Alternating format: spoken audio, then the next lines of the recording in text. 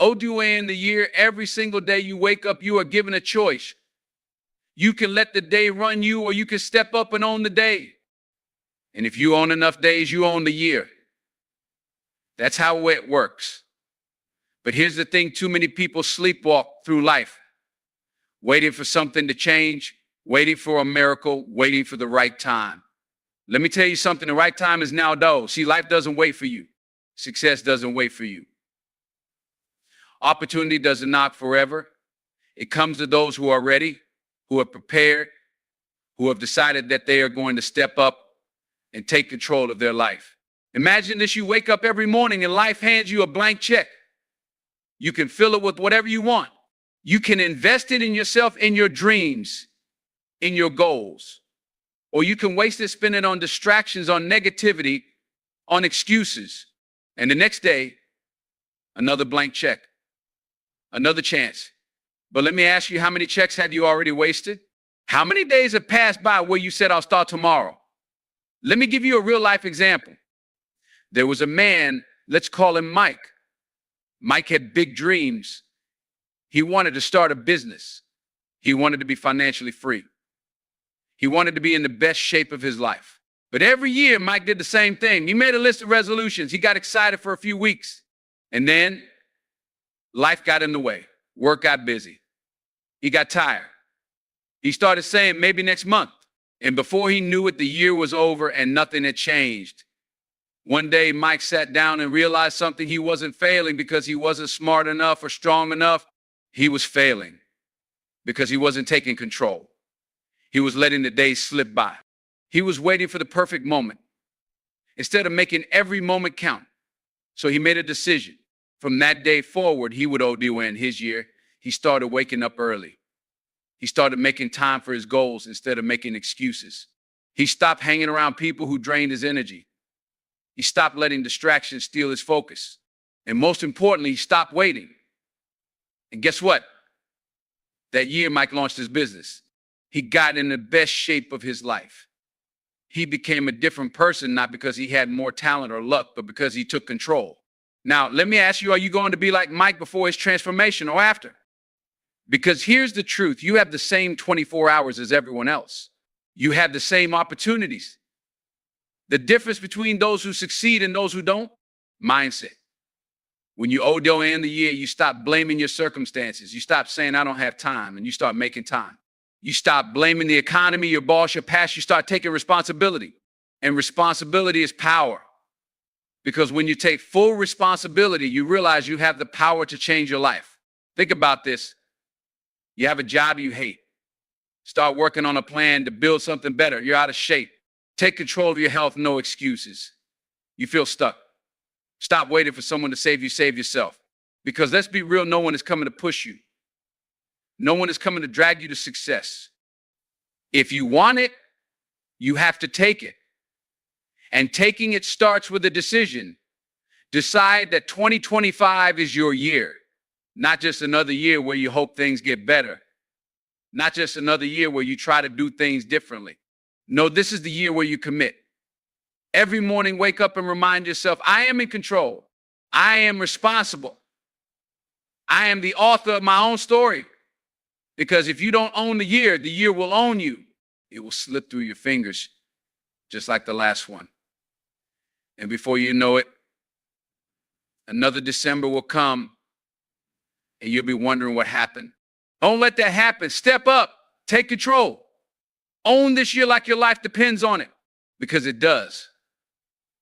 Let go of the past. You can't move forward if you're still holding on to what's behind you. It's like trying to drive a car while staring in the rearview mirror. You're bound to crash. But too many people live their lives exactly like that.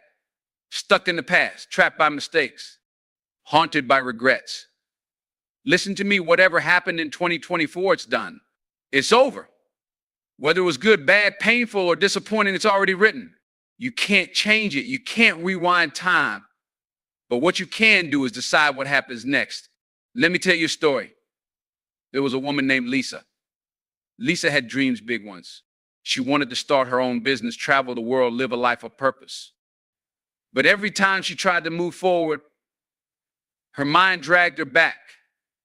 She kept thinking about how she had failed before, how she had trusted people who betrayed her, how she had wasted time on things that didn't matter. And because of that, she was stuck. She told herself, what if I fail again? What if people judge me? What if I'm not good enough? See, Lisa's prison wasn't made of walls, it was made of memories. And as long as she let her past control her, she was never going to step into the future she deserved. One day she met a mentor, an older woman who had been through it all: loss, failure, heartbreak, setbacks. But despite it all, this mentor was successful, happy, and thriving. Lisa asked her, how did you move on? How did you not let the past define you? The mentor smiled and said, because I realized one thing: I am not my past. I am who I decide to become. Those words changed Lisa's life. From that moment on, she stopped reliving the pain. She stopped letting past failures predict her future. She took the lessons, left the baggage, and started fresh. And guess what? She built a business. She traveled the world. She became exactly who she was meant to be, not because she had a perfect past, but because she refused to let it hold her hostage. Now, let me ask you, what are you holding on to? Maybe you made mistakes last year. Maybe you trusted the wrong people. Maybe you didn't show up the way you should have. And now you carry guilt, you carry doubt. You carry the weight of I should have done better. But let me tell you something, you don't live there anymore. The past is a place of reference, not residence. You can visit it for the lessons, but you don't get to stay there. Think about it this way. If you're carrying a heavy backpack full of rocks, how far do you think you can run? Not very far, right? Every step will be slow. Every move will be exhausting. That's what happens when you carry your past with you. It weighs you down. It drains your energy. It keeps you from moving forward. But the moment you drop the weight, the moment you release what no longer serves you, that's the moment you become free. And that's the moment you become unstoppable. See, people think strength comes from holding on, but real strength comes from letting go. Let go of the people who hurt you. Let go of the failures that embarrassed you. Let go of the moments that broke you. Not because they didn't matter, but because they don't deserve to control your future. Look at the most successful people in the world. Do you think they never failed, never struggled, never made bad decisions? Of course they did. But the difference is they refused to be defined by their past. Now it's your turn. 2025 is here. A brand new chapter, a fresh page. And the pen is in your hands.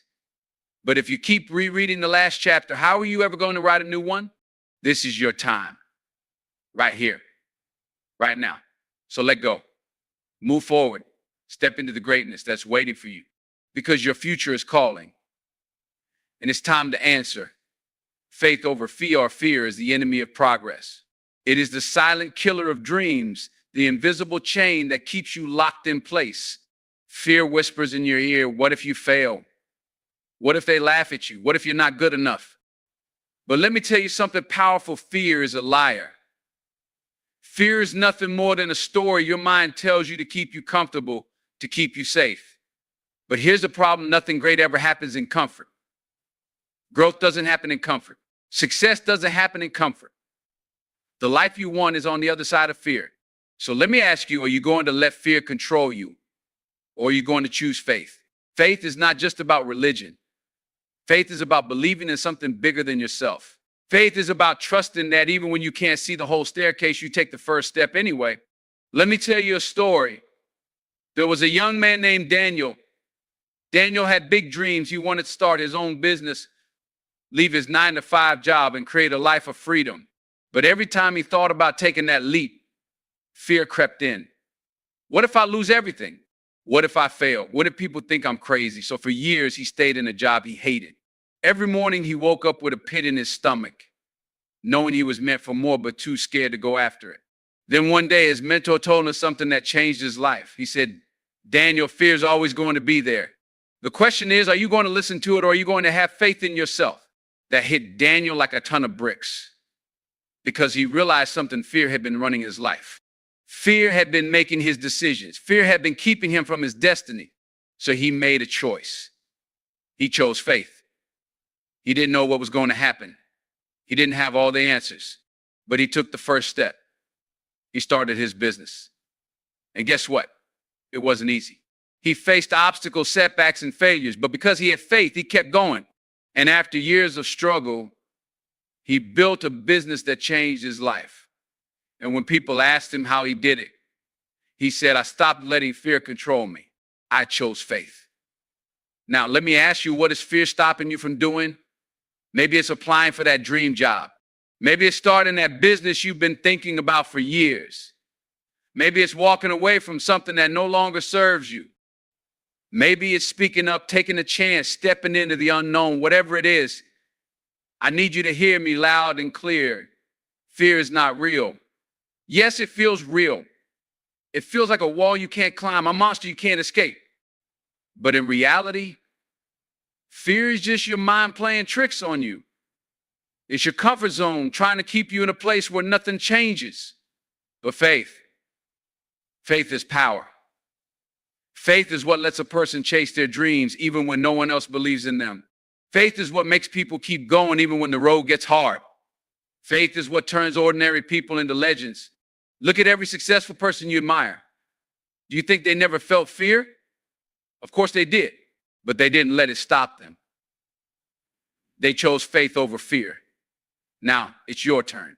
You have two choices. You can let fear control your life, or you can step out in faith and create the life you were meant to live. Yes, it's scary. Yes, there will be moments of doubt. But if you keep moving forward, if you keep believing in yourself, one day you'll look back and realize fear was nothing compared to the power of faith. So make the choice today. Choose faith. Step into your greatness, because your future is waiting, and the only thing standing in your way is fear. And fear, it only wins if you let it dot action over excuses. Excuses are easy. Action is hard. That's why most people stay stuck. That's why most people talk about their dreams instead of living them. Because taking action means stepping into the unknown. It means showing up when you don't feel like it. It means pushing forward even when no one is watching, even when there's no guarantee of success. But let me tell you something powerful. Nothing changes until you take action. You can read all the books, watch all the motivational videos, make all the vision boards, and tell everyone about your big plans. But if you don't take action, none of it matters. Let me give you a real life example. There was a man named James. James always talked about starting the business. He had great ideas. He had a notebook full of plans. He told his friends, this is going to be my year, every single January. But every year he had a new excuse. I don't have enough money. I don't have enough time. The economy isn't good right now. I need to do more research. And year after year, James stayed in the same place. His dreams never became reality, not because he wasn't smart enough, not because he wasn't talented enough, but because he never took action. Then one day, James ran into an old friend, Marcus. Marcus was living the life James had always dreamed of, running a successful business, traveling the world, making an impact. James asked him, how did you do it? How did you make it happen? And Marcus looked him in the eye and said, the difference between you and me is simple. You made excuses. I took action. That moment hit James like a lightning bolt because he realized something. His excuses weren't real. Yes, they felt real. Yes, they seemed logical, but deep down they were just fear in disguise. Fear of failure, fear of judgment, fear of stepping into the unknown. And the longer he let those excuses control him, the longer he stayed stuck. So he made a decision. No more excuses, only action. He didn't have all the answers. He didn't have the perfect plan, but he took the first step, then another. And guess what? It wasn't easy. He faced setbacks. He made mistakes. But because he took action, real action, his life started to change. Now, let me ask you, how many times have you let excuses stop you? How many times have you said, I'll start on Monday? I'll do it when I have more money. I'm just waiting for the right time. Let me tell you something. There is no perfect time. There is no perfect moment. No perfect conditions. No magical day when everything lines up exactly how you want. Successful people, they don't wait. They don't hope. They take action no matter what. You want to get in shape. Stop waiting for the right workout plan. Just start moving. You want to start a business. Stop waiting for the perfect idea. Just take the first step. You want to change your life. Stop waiting for motivation. Just start doing the work. Because here's the truth: action creates results. Excuses create regret. And the longer you wait, the harder it gets. Think about it. A year from now, you could either be proud of the progress you made, or you could be sitting in the same place making the same excuses. Which one do you want? The choice is yours. But if you're serious about making 2025 your year, then starting today, right now, you need to make a decision. No more excuses, only action. Because excuses will always be there. Opportunity won't. So take the first step. Do it messy, do it scared. Do it without all the answers. Because at the end of the day, the people who win, the people who succeed, the people who change their lives, they don't wait for the perfect moment. Discipline over motivation. Motivation is a spark, but discipline is the fire that keeps burning. Motivation will get you started, but discipline will keep you going when things get tough. And make no mistake, things will get tough. That's why most people quit. They start something with excitement fueled by motivation. They feel unstoppable for a few weeks, maybe even a month. But then life happens. The excitement fades. The hard days come. And instead of pushing through, they wait for motivation to return. But here's the truth: motivation is unreliable. Discipline is what separates the winners from the quitters. Let me tell you a story. There was a young athlete named Chris. Chris had a dream of becoming a professional runner. He loved running on the good days. When the weather was nice, when his energy was high, when he felt strong, he would run for miles. But on the days he felt tired, the days when it was cold and rainy, the days when he didn't feel like it, he skipped his training. At first, it didn't seem like a big deal. I'll make it up tomorrow, he told himself. But one missed day turned into two. Two turned into a week. Before he knew it, he was falling behind. Then one day he met an older runner who had been competing professionally for years. Chris asked him, "How do you stay motivated all the time?" The runner laughed and said, "Motivated? I'm not motivated most days, but I run anyway." Chris didn't understand. "But how do you do something when you don't feel like it?" The runner looked him in the eye and said, "Because I made a promise to myself. I don't listen to my feelings. I do what needs to be done." That's discipline. That conversation changed everything for Chris. He realized that the difference between good and great isn't talent, it's discipline. So he made a decision. He stopped relying on motivation. He built a routine. He ran every day, no matter what. Some days he felt strong. Some days he felt exhausted. But he ran anyway. And guess what? Months later, when he stepped onto the track for his biggest competition, he was ready. Not because he had trained when he felt like it, but because he had trained when he didn't. And that discipline turned him into a champion. Now, let me ask you, what have you quit because you lost motivation? Maybe it was a fitness goal. You started strong, hitting the gym every day, eating clean. But then one day you didn't feel like it. And that one day turned into a week. And then you stopped altogether. Maybe it was a business idea. You were excited at first, full of energy. But then progress felt slow. You didn't see immediate results. So you lost motivation and you gave up. Maybe it was a personal goal, learning a new skill, writing a book, saving money. Whatever it was, you started with passion. But passion fades. And when it did, you stopped. But here's the thing: the people who succeed aren't the ones who never lose motivation. They're the ones who keep going even when motivation disappears. Because motivation is like the weather. Some days it's sunny and beautiful. Some days it's dark and stormy.